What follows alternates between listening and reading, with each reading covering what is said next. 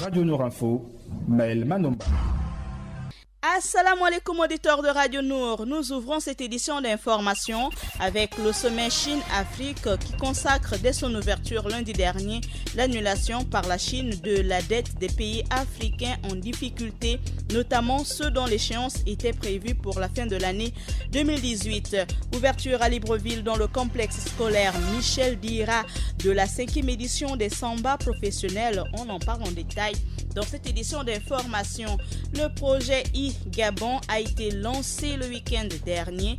La première édition de la cartopartie Open Street MEP Libreville ambitionne de réaliser une cartographie numérique des différentes structures sanitaires de la capitale et des communes d'Akanda et celle d'Ovendo. 8. Il s'agit du chiffre de la rédaction qu'on découvre avant d'ouvrir la page musulmane avec Adiza Adamou et Sono. Le 3e sommet Chine-Afrique a consacré dès son ouverture lundi dernier l'annulation par la Chine de la dette des pays africains en difficulté, notamment ceux dont l'échéance était prévue pour la fin de l'année 2018. Le président de la République, Ali Bongo Ondimba, a salué l'engagement de son homologue chinois vis-à-vis de notre continent. La 5e édition des Samba professionnels, une plateforme de rencontre et d'échange des professionnels du monde au profit de la jeunesse africaine, mais d'abord de la jeunesse gabonaise avant son organisation de façon simultanée sur le continent noir. Son initiatrice, Josiane Maténé de Longueur, nous présente la genèse de cette initiative. Les Samba professionnels, c'est un séminaire d'échange de compétences. Donc, nous sommes partis de 4 constats. Le premier constat, c'est que l'environnement dans lequel nous vivons, on a juste remarqué que les jeunes, ils avaient pourtant des beaux projets, mais qui n'osaient pas se lancer parce qu'on leur faisait croire que pour réussir dans cet écosystème, il faut avoir un nom ou il faut appartenir à un réseau. Et donc, les Samba professionnels, c'est la réponse à ces préjugés pour dire que rien que par le travail, on peut réussir à entrer même là où les gens n'attendaient pas le voir. Mais d'autre part, on a aussi voulu répondre aux questions de formation. Parce qu'on s'est rendu compte que beaucoup de nos jeunes, c'est vrai qu'on a des formations scolaires, tout ce qu'on acquiert de façon scolastique ne nous permet pas d'embrasser le monde professionnel parce que la vraie école se passe sur le terrain. Donc nous avons voulu montrer à nos jeunes, nous avons voulu aider par ce que nous avons appelé la formation autrement. Parce que les Samba, c'est une formation autrement que ce que nous avons l'habitude de vivre pour permettre aux gens, non seulement de pouvoir accueillir la formation, mais pour être en face de leur modèle de réussite. Nous avons remarqué que tous les jeunes aujourd'hui, lorsqu'un jeune veut jouer au foot, lorsqu'il veut être présentateur télé, c'est parce qu'il veut ressembler à tel. Lorsqu'il veut faire telle chose, c'est parce qu'il veut ressembler à tel. Donc il était question pour nous de ramener ces stars à domicile pour pouvoir échanger avec ces jeunes-là, pour partager l'expertise locale, les mettre ensemble pour pouvoir permettre à un jeune du Gabon de travailler, que ce soit aux États-Unis, en France. Le choix du parrain de l'événement a tout son sens. Il faut pour l'initiatrice coller au Samba une icône de l'Afrique après Pape Diouf. Pour les éditions précédentes, cette 5e édition, le saxophoniste international Manu Dibango est le parrain. L'initiatrice des Samba nous donne les raisons de ce choix. C'est pas donné. Il fait ses 60 ans de carrière. Et pour ses 60 ans de carrière, il a choisi de venir au Gabon à travers les Samba pour partager avec la jeunesse africaine. Et il faut vraiment dire que c'est extraordinaire. On a des personnes de figure comme Babdiouf qui viennent depuis la première édition pour pouvoir échanger leur expertise avec la jeunesse. Et il faut dire qu'aujourd'hui, les Samba, ce modèle-là est ancré maintenant dans la mémoire collective et nous voulons vraiment dire merci à tous ces professionnels-là qui permettent à ces jeunes d'acquérir ces connaissances.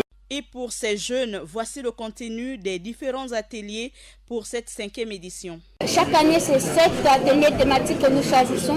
Nous avons essayé de regarder dans l'écosystème qu'est-ce qui pouvait être les besoins pour la jeunesse. Nous traitons des questions sur l'audiovisuel, nous traitons des questions sur les médias sociaux, nous traitons des questions sur le sport parce qu'il fallait permettre à chaque secteur de pouvoir se retrouver. Nous traitons des questions de l'entrepreneuriat. D'ailleurs, la question entrepreneuriat, c'est vraiment le cœur même des Samba parce que nous voulons montrer que qu'il n'y a pas de sous-métier. L'administration aujourd'hui n'a pas de place pour tout le monde et qu'on peut vivre des œuvres de ses mains, peu importe ce que nous voulons faire. Tant que ça nous aide à pouvoir prendre en charge nos familles, il faut pouvoir se lancer. Le modèle de Samba aussi, c'est de montrer qu'on peut vivre en Afrique, être formé par les Africains et pouvoir réussir en Afrique. Et c'est le 3 septembre que les participants ont occupé les salles de classe du complexe scolaire Michel Dira pour assister aux formations à la fin de la première journée d'échange à l'atelier audiovisuel et réalisation. Le coach Max Ngassa nous fait le point. Et surtout très ravi du fait que nous sommes là et nous sommes unis par la passion du métier. Voilà, donc ravi parce que voilà, je vois comment les participants sont impliqués et à quel point ils en veulent en fait. Ils en veulent. L'innovation de cette 5e édition est le tronc commun pour tous les participants en après-midi et c'est l'atelier développement personnel et leadership animé par Silver Boussamba qu'on écoute. On va retenir une chose, c'est qu'il faut développer son caractère, apprendre à développer son caractère pour réellement arriver à atteindre le but qu'on s'est fixé, les objectifs qu'on s'est fixés, atteindre le rêve, réaliser le rêve que l'on a. C'est en développant son caractère, parce que je peux vous dire, on a suffisamment de potentiel. Je sens bien au travers les regards que ce que je dis dérange le système de pensée. Mais c'est le but de déranger. Plus les gens sont dérangés, plus ils vont pouvoir arranger. Le parrain Manu Dibango a fait le tour des ateliers pour encourager les jeunes participants. Bon, on va voir, c'est la chance. Elle est simplement numérique, quoi. C'est la nouvelle chance. Et puis c'est la nouvelle génération. Alors en tout cas, bonne continuation et bonne chance. Hein. Merci. Parrain de la 5e édition des Samba professionnels, le saxophoniste international Manu Dibango, de passage à Libreville, n'a pas manqué de saluer les auditeurs de Radio Nour. Bien, vous avez le bonjour de Manu. Hein, donc, je suis de passage. Et forcément, j'aime bien les gens qui ont un credo. À l'instant, Manu Dibango, saxophoniste international qui au passage, rappelons-le, fête ses 60 ans de carrière cette année 2018. Bon séjour dans notre belle capitale Libreville.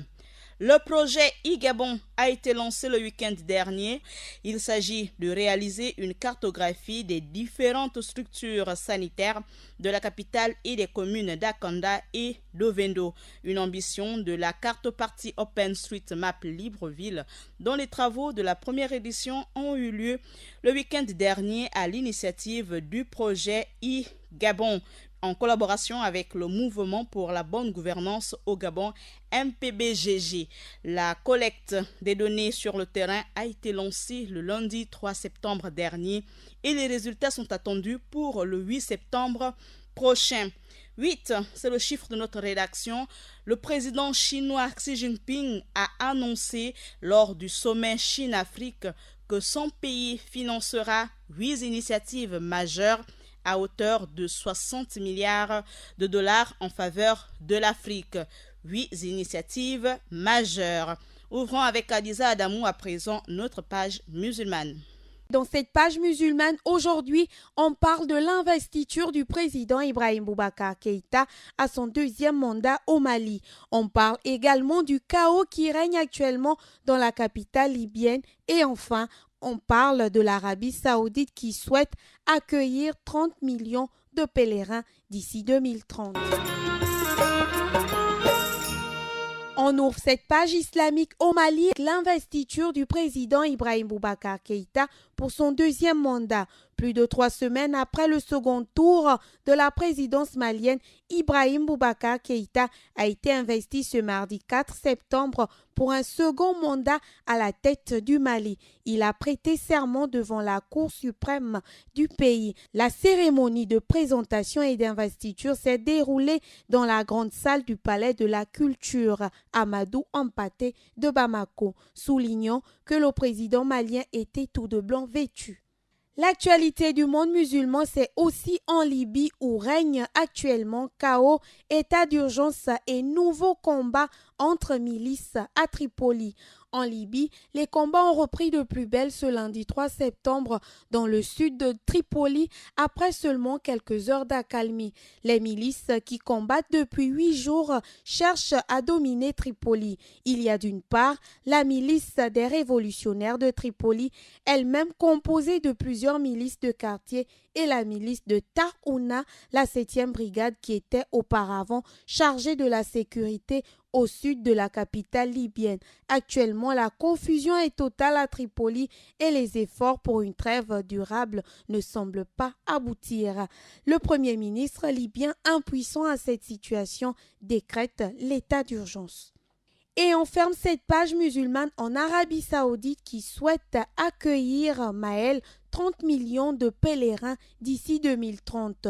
Seconde source de revenus après le pétrole, le tourisme religieux à la Mecque et Médine rapporte chaque année plus de 20 milliards de dollars à l'Arabie Saoudite. On évalue à près de 9 millions le nombre de pèlerins qui se rendent tous les ans dans ce pays pour effectuer le grand pèlerinage Hajj et le petit pèlerinage Umrah. Afin d'accroître cette manne financière, le ministère saoudien du Hajj et de la Umrah se projette déjà dans l'avenir à l'horizon 2030, caressant ainsi le projet d'accueillir plus de 30 millions de pèlerins. Dans cette optique, le ministère des Finances a commencé à collaborer avec celui des Affaires étrangères afin de délivrer longtemps à l'avance le précieux visa aux pèlerins. Voilà Maël, c'est tout pour l'actualité du monde musulman. Sur ce, je vous dis assalamu alaikum. Merci Adiza Adamou pour cette page musulmane. Ce journal local vous a été présenté par Maël Manomba de Mouabi. À la technique, Axel et Daniel. Bonne suite des programmes sur Radio Nour. Assalamu alaikum.